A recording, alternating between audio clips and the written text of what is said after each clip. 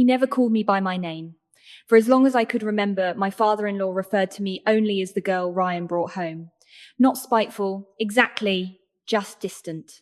Like I was a footnote, a small, uncredited note in a story that had already been written before I arrived. So when Ryan told me his father had asked specifically for me, not for Ryan, not for his sister Rachel, but for me, I didn't know what to do with that. Then he called my cell phone twice, demanding I come to Oak Ridge Manor alone. The gravel crunched under my tires as I pulled into the driveway of Oak Ridge Manor. The house always felt like a frozen monument, a massive, silent structure to a time when the Vance name meant everything in Georgia. Inside, the grand hallway smelled like old blueprints, cedar, and a heavy, suffocating silence.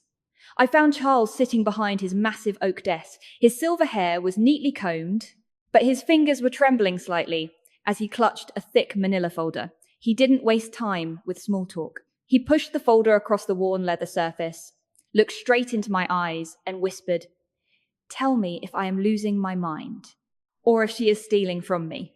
For a second, I couldn't breathe.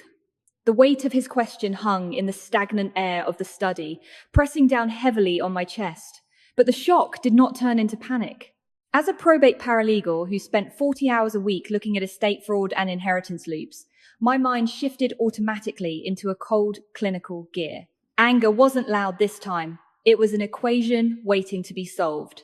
I rubbed my eyes, trying to summon a trace of sorrow for the family dynamic.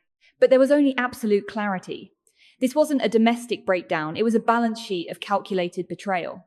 I opened my cell phone and activated the camera, setting it to the highest resolution possible. I didn't cry, and I didn't ask Charles how this could happen. I just started flipping through the pages with steady, methodical precision. The top sheet was a bank statement from his primary checking account, and the data immediately formed a parasitic pattern of financial erosion. Someone had been bleeding him dry for 9 straight months. I mapped out the numbers, tracking the electronic transfers out of the highly restricted medical trust fund established by his late wife, routed straight to a destination account labeled only with a vague reference number. The mathematics of the fraud were staggering. I documented a transfer of $3,500 from last winter, followed by another transaction of $5,200 the very next month. By the middle of the summer, the parasite had grown bolder, executing a single extraction of $8,500. I kept going, my thumb sliding over the paper, capturing every stamp, every automated date, and every reference layout. When I tallied up the digital trail, the systematic embezzlement campaign totaled exactly $85,000. Every photo I took was a brick in a wall of unyielding evidence. My paralegal training allowed me to see exactly what Rachel had done.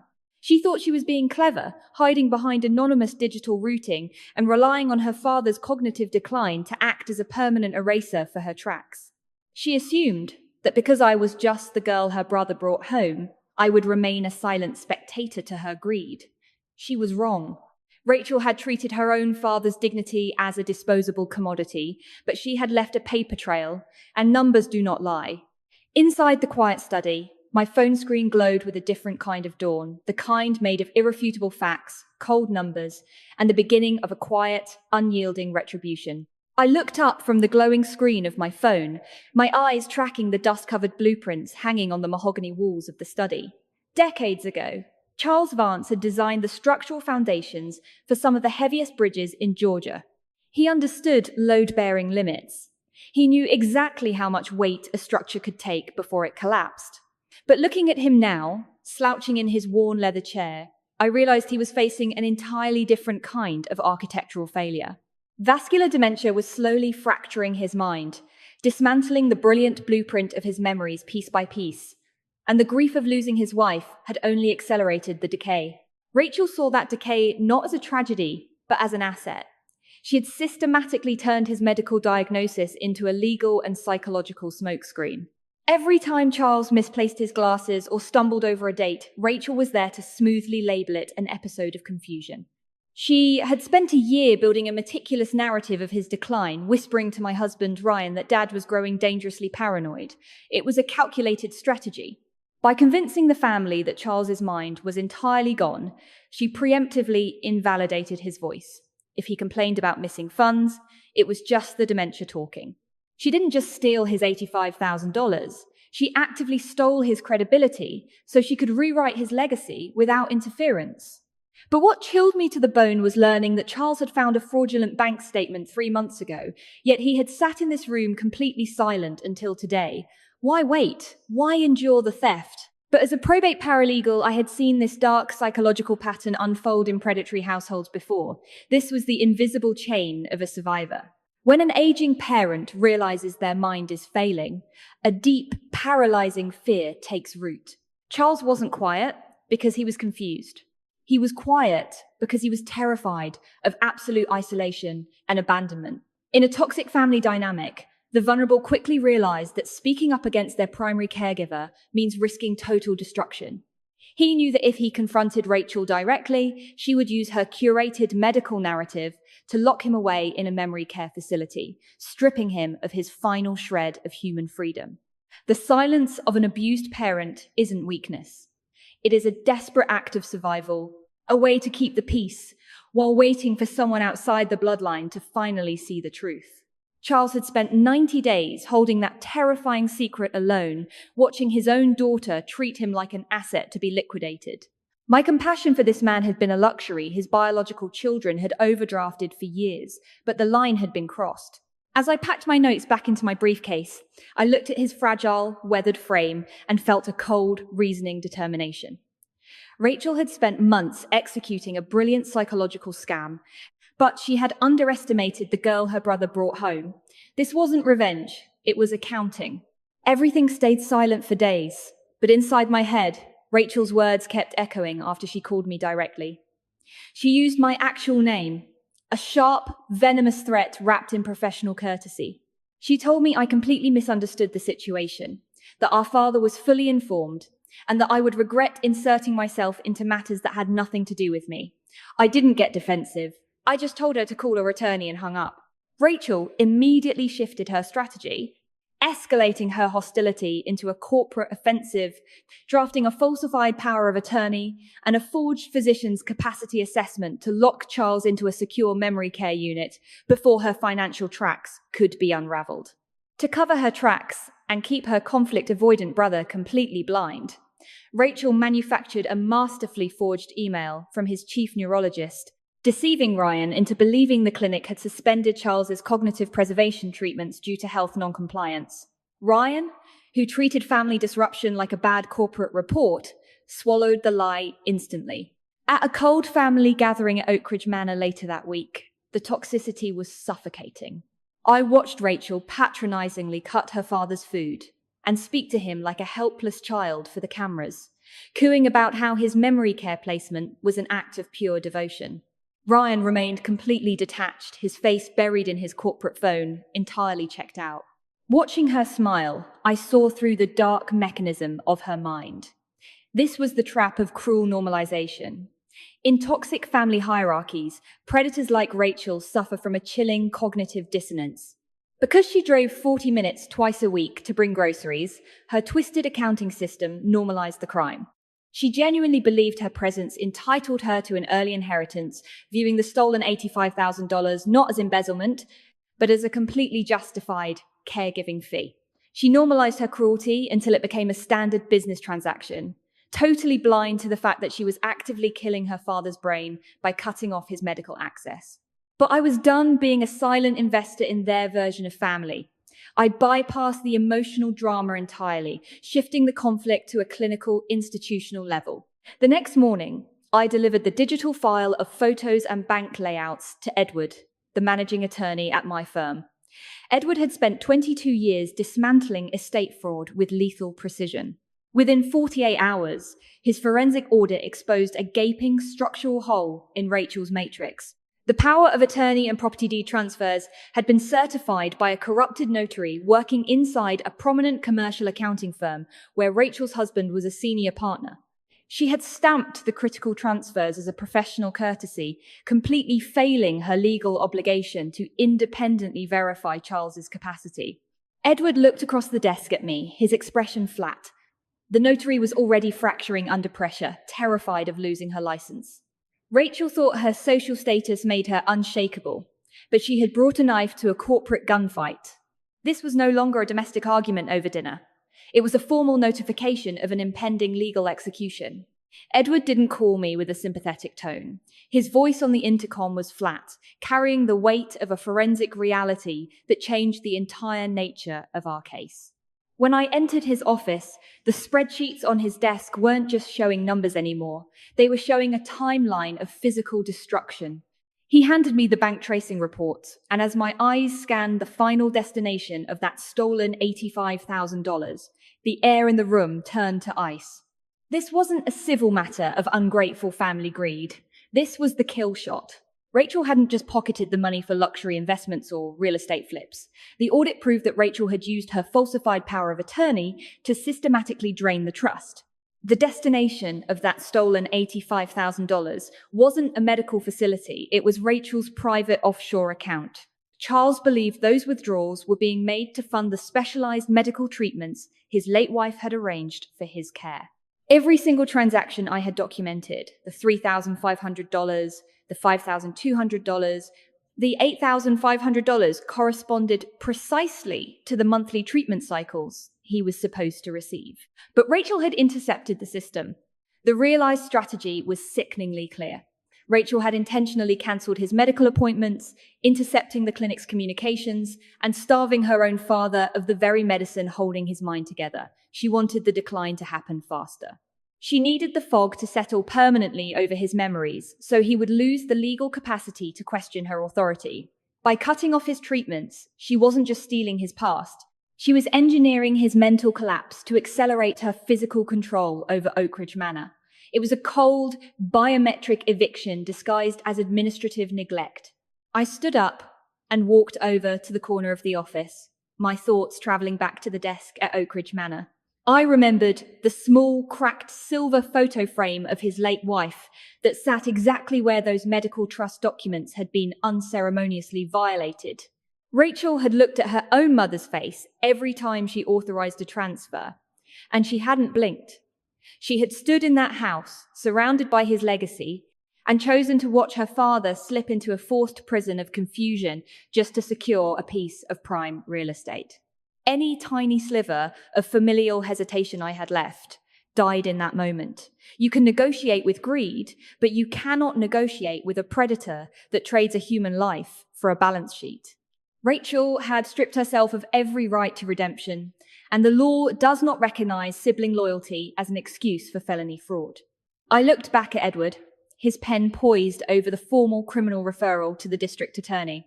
I didn't ask Ryan for his permission, and I didn't worry about the mess it would create at family dinners. I looked at Edward and said, "File the criminal referral." The truth was out, it had teeth, and it was time to let it bite. The legal trap snapped shut on a sharp, grey Thursday afternoon inside a high-stakes court evaluation hearing. Rachel's legal team sat at the defense table across the aisle, completely confident in their strategy. They spent the first 20 minutes attempting to execute their primary line of defense, that Charles Vance was an incompetent, paranoid old man whose vascular dementia rendered his testimony entirely worthless. They argued that the $85,000 in electronic transfers and the sudden land deed handovers were his genuine wishes executed during a rare moment of lucidity, and that his current resistance was merely the common paranoia of an aging brain.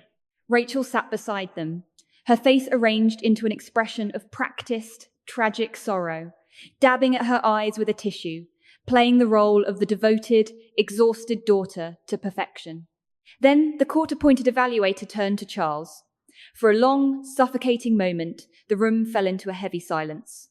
Ryan looked down at his lap, unable to meet his father's eyes, still paralyzed by his own corporate conflict avoidance.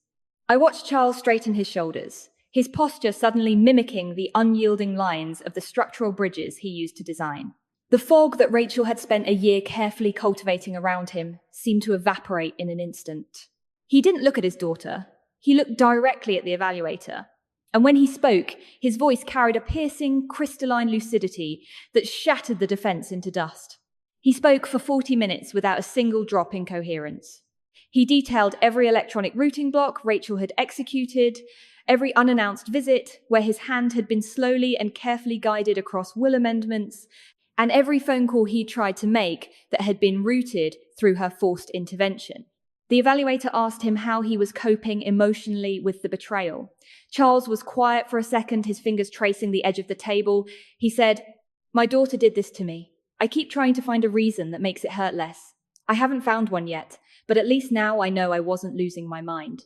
The impact of his words was absolute. The judge reviewed the forensic signature assessments, declared the power of attorney and deed transfers completely void, and ordered immediate asset restitution under an independent fiduciary. Outside the courtroom, the carefully curated illusion of family harmony collapsed entirely. Rachel cornered me near the elevators, her pristine composure completely shattered, her makeup smudging as real panic finally took over. The accounting firm where her husband was a partner was already launching an internal investigation into the compromised notary, and her high-end real estate network was collapsing within hours. She grabbed my arm, her voice rising into a frantic, desperate plea. "Amber, please," she whispered, eyes red. "We need to fix this as a family. Dad is sick. You're blowing a simple misunderstanding out of proportion. Think about what this will do to Ryan. Think about the family unity." I looked at her, entirely unemotional. I calmly removed her hand from my sleeve. This was the ultimate power flip, the moment the predator realized the cash cow had walked out of the matrix. I opened my briefcase, I handed her a certified copy of the immediate deed revocation notice, along with the formal criminal fraud referral packet that Edward had compiled for the district attorney's office. I looked straight into her eyes and said, "I am a probate paralegal, Rachel. I've read every line on your balance sheet. You didn't care about family unity when you starved him of his medicine, and I don't care about it now. Goodbye, Rachel." I turned and walked toward the exit, leaving her ruined and screaming obscenities into the empty hallway as the elevator doors closed.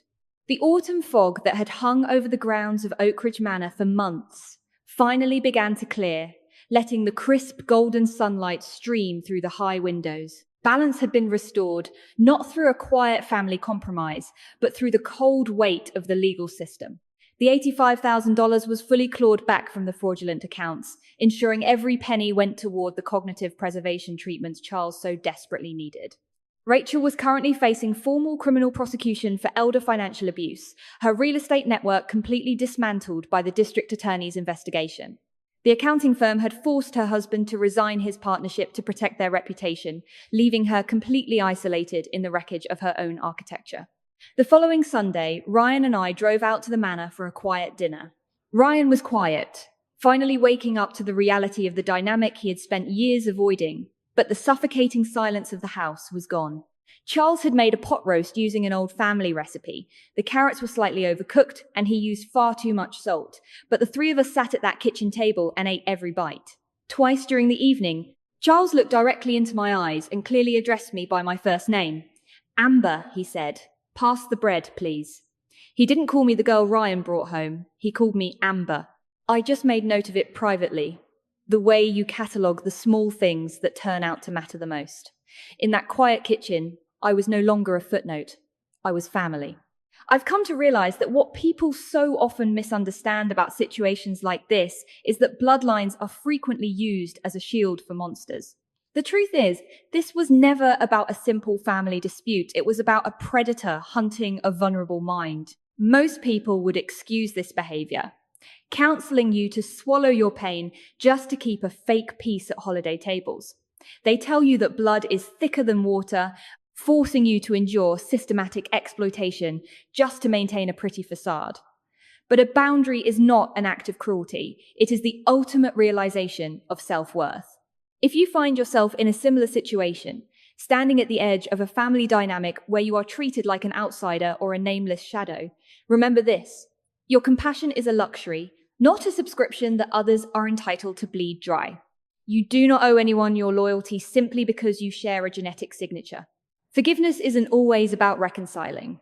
Sometimes it's the only way to set yourself free and walk away from a contract you never signed. True family is an act of fierce, active protection, and if those bound by birth choose to act like parasites, you have every right to lock the door and treat them like dangerous strangers. If this story validated your own boundaries, Click the share button right now. Do not let toxic behavior hide under the cover of family duty. Subscribe, drop your story below, and let's keep the light on for the people who truly matter.